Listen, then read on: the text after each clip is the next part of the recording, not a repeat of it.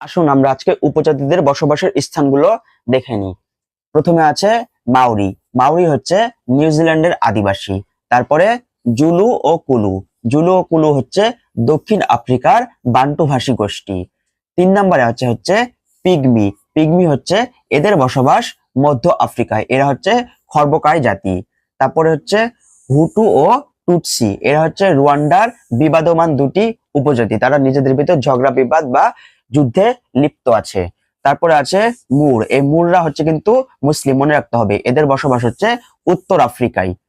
তারপর হচ্ছে বেদে। বেদে হচ্ছে ভারতীয় উপমহাদেশের যাযাবর জাতি, বাংলাদেশেও বেদেদের বসবাস আছে। তারপর আসছে নাগা। নাগা হচ্ছে ভারতের নাগাল্যান্ডের উপজাতি, নাগা হলে সেটা নাগাল্যান্ড হবে, আর সেটি হচ্ছে ভারত। তারপরে দেখি বেদুইন। বেদুইনরা হচ্ছে আরবের যাযাবর জনগোষ্ঠী, এদের কোনো স্থায়ী নিবাস নেই। তারপর আসছে গোর্খা।